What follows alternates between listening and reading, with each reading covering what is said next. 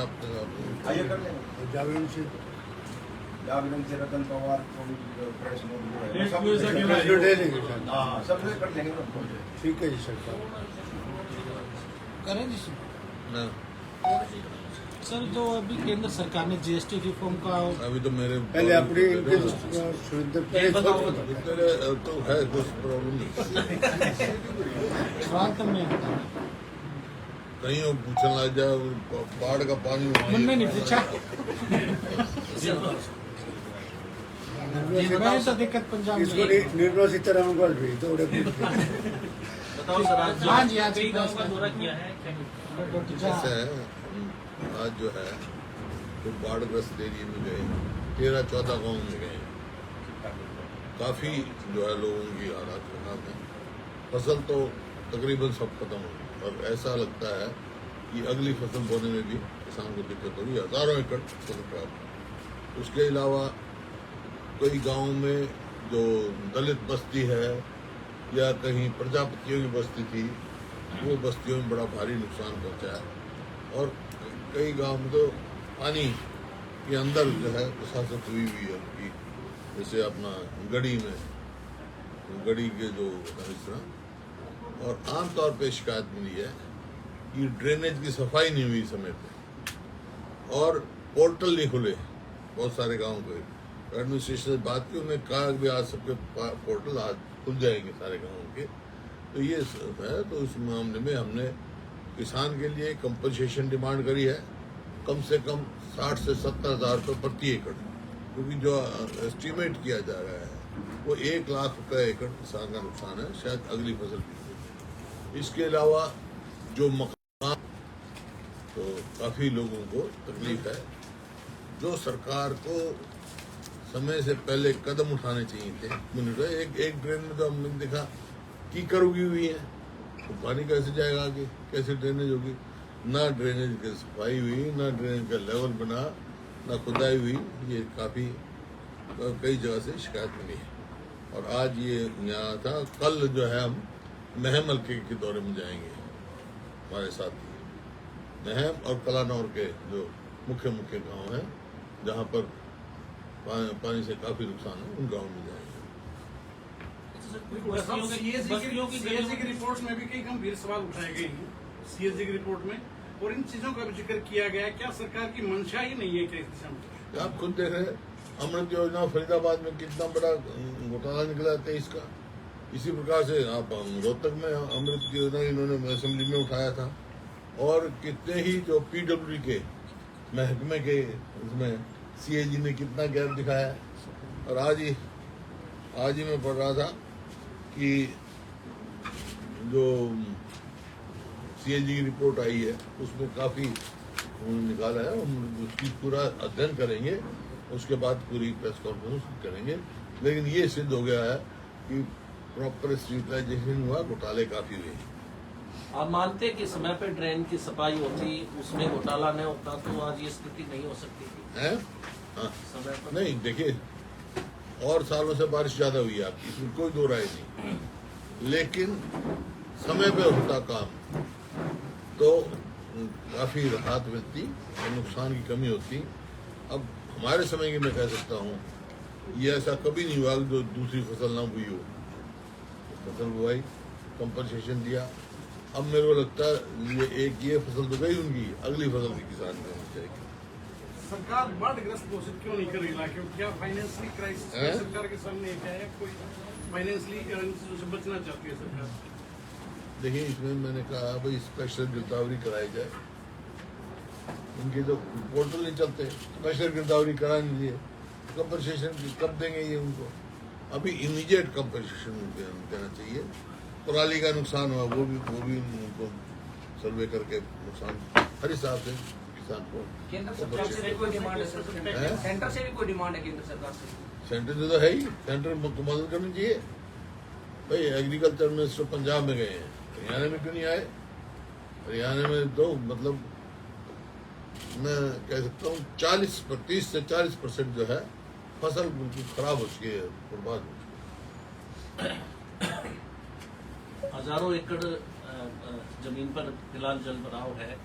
जो सरकार मुआवजा देने की जो घोषणा कर रही है, क्या वो कहाँ मुआवजा देने कहाँ किया? मैं कर हमारी क्योंकि मुख्यमंत्री खुद फील्ड में सारे अधिकारी फील्ड में कहा दिया रे मुआवजा कौन सा है, कितना दिया है? हमारी मांग है 60 से 70 हजार रुपए दिया जाए मुआवजा, 100% कंपनसेशन मुआवजा दिया तो कह रहे हैं कि पोर्टल खोल जाए। दिया। अब ड्रेनेज नहीं है और आपका सीवरेज शहरों में देखो कहाँ पानी शहरों में भरा पड़ा है, सांपला में अंदर नहीं घुस सकते आप।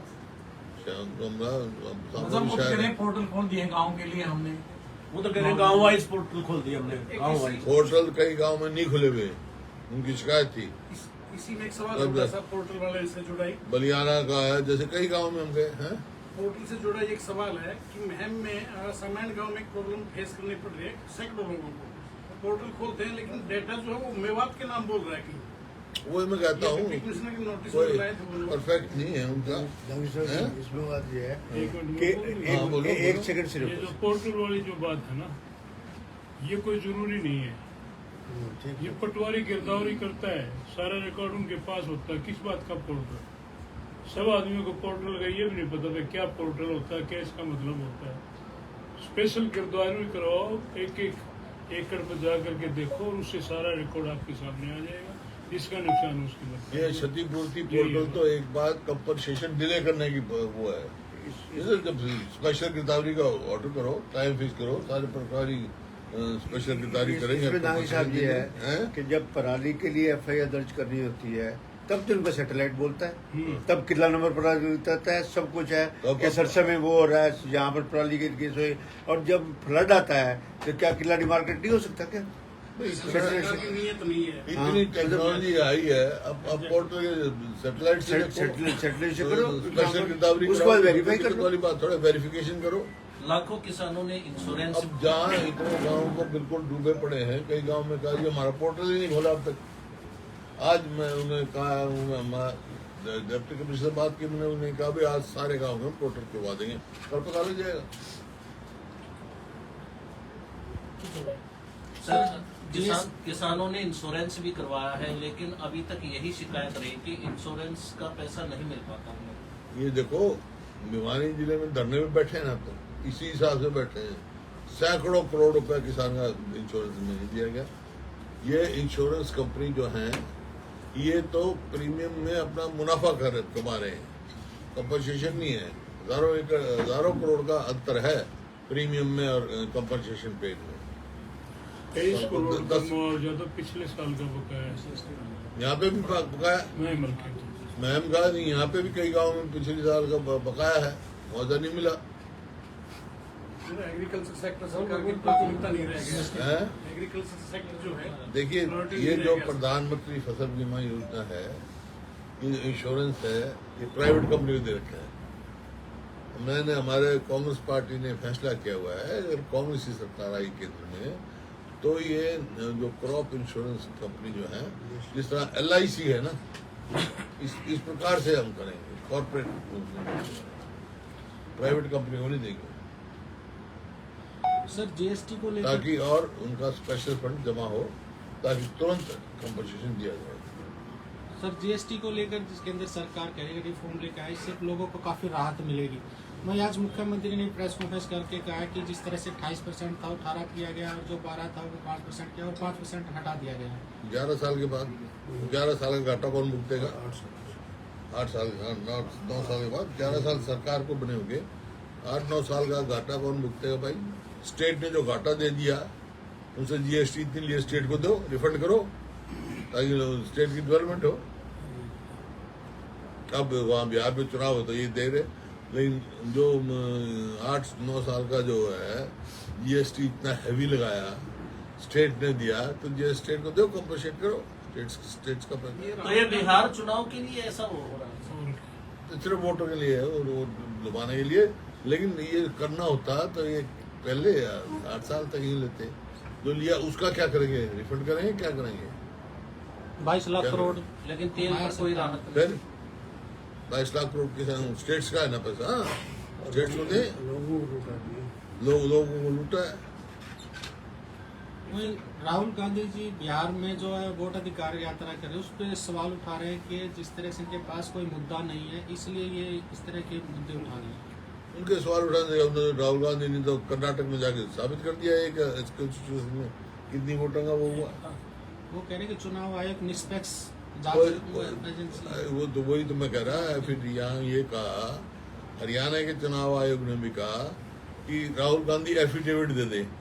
अरे वो एफिडेविट दे, इलेक्शन कमीशन पहले हरियाणा को वो एफिडेविट दे, फिर मैं साबित करता हूँ ये कितने के तो डुप्लीकेट हरियाणा में भी ऐसा ही हुआ है सर, वोट चोरी हरियाणा में भी हुई है। ये तो होगा ना, जब तक एक घर में 400 वोट बनी हुई दिखाएंगे, ये बीपीएल बना दिए। एफिडेविट तो दें। ये अगर इलेक्शन कमीशन एफिडेविट दे हमारी वोटर लिस्ट में कोई वो नहीं है, फिर मैं दूंगा तो परसेंटेज बढ़ेगी कभी। नहीं, अभय सिंह चौटाला ये कह रहे हैं। अभी कभी सुना तुमने इलेक्शन कमीशन क्या है? इलेक्शन हुआ 5 तारीख को और रात को 11:45 बजे तक परसेंटेज कुछ कही, फिर 6 तारीख को, फिर 7 तारीख की रात को कहीं 1% से लेके 7% वोट बढ़ गई। ये अलग अलग चरणों में जो चुनाव हो रहे हैं सर, ये तो वजह नहीं है कि अलग अलग चरणों में जैसे चुनाव हो रहे हैं। कौन सा हरियाणा में एक दिन में वो 5 तारीख को अलग अलग चरण कहाँ हुए? कई टेटम हुए हरियाणा में कहाँ हुए? मैं तो हरियाणा की बात कर रहा हूँ। सर लॉ एंड ऑर्डर की सिचुएशन काफी मस्त हो गई है स्टेट में, आए रोज जो है वो सरेआम गोलियां चल रही हैं। वो तो बार बार हम कह ही रहे हैं, कानून व्यवस्था जो है चरमरा गई है प्रदेश की। ऐसा प्रतीत होता है कि हरियाणा में सरकार नाम की चीज ही कोई नहीं है, फ्री फॉर ऑल है। और वो यही कारण है कि हर आदमी अपने आप को असुरक्षित महसूस कर रहा है। और आप ये देखो, क्राइम अगेंस्ट वुमन ये मेरी वो नहीं है, होम मिनिस्ट्री की वो है नंबर 1। असुरक्षता में हमारा प्रदेश नंबर 1, होम मिनिस्ट्री की रिपोर्ट है वो असुरक्षा की। सर राव इंद्रजीत सिंह भी सरकारी कार्यक्रमों से दूरी बनाए हुए हैं, क्या बीजेपी में भी कुछ गड़बड़ है? राव इंद्र जी से पूछो आप। जो चुनावी वादा किया था लाडली लक्ष्मी योजना का हर महिला को हैं? 2100 रुपए देने की बीजेपी ने बात की थी, लेकिन अब कंडीशन लगा दी उसमें भी। अब 1 साल को पहले पेंडिंग देंगे पुराने की, अब कंडीशन लगाने। जब ये बीजेपी का वायदा था हर महिला को देंगे, दे भाई। उनका तर्क ये है कि हम हर महिला को कैसे दें, को सरकारी नौकरी भी क्यों हमारी थी, क्यों बोला ज्यादा वो कैसे किया? फिर ये वोटर लिस्ट जब ये इलेक्शन हुआ, जब तो राशन कार्ड फटाफट बना दिए और अब 10 लाख काट दिए। क्या कारण है? तो बनाए क्यों थे? ये अब काटे क्यों है? वोट के लिए था सर। और क्या? अरे वोट के टाइम से पहले बनाए दे, और अब 10 लाख से ज्यादा काट दिए हैं। तो आप मान कोई बगैर वेरिफिकेशन। आप मान कर ये परिवार पहचान पत्र का बहाना लेकर एक आदमी जिसके घर कुछ भी नहीं है, उसने किसी को गाड़ी दिखा रखी है, किसी को कुछ दिखा रखा है, परमानेंट परेशानी पत्र बना दिया है ये लोगों के लिए। तो इस तरह से आप कह रहे थे वो सरकार चोरी हुई है कांग्रेस हैं? सरकार जो कांग्रेस की सरकार आने में, वो सरकार जो आने वाली थी उसकी चोरी हुई है। इसलिए हरियाणा में सरकार आई थी कांग्रेस की, चोरी की। और क्या मैंने बताया था, कभी सुना है? आजकल इतना डिजिटल सिस्टम है कि पोलिंग वाले दिन 11:15 बजे तो कुछ परसेंटेज बताते हैं और 2 दिन तक बढ़ती रहे। कैसे होगी भाई? वही वोट चोरी को लेकर जो है अभय सिंह चौटाला ये कहते हैं कि कांग्रेस ने इन लोगों की वोट चोरी की, अब बीजेपी वालों ने उनकी वोट चोरी कर ली तो क्या बड़ी बात है? कौन सी इन्होंने कैसे करी? वो कह रहे थे वोट है ही कि ये वोट नहीं, जिसकी वोट ही नहीं है उसकी क्या चोरी होगी भाई? 90 में से 2 MLA उनके बोला वोट चोरी करी। जिनकी वोट ही नहीं है लोगों ने देख लिया, वो तो देख लिया। बस अभी बुझना चाहिए। वो तू पूछ ले, तेरे कोई सवाल हो तेरी तो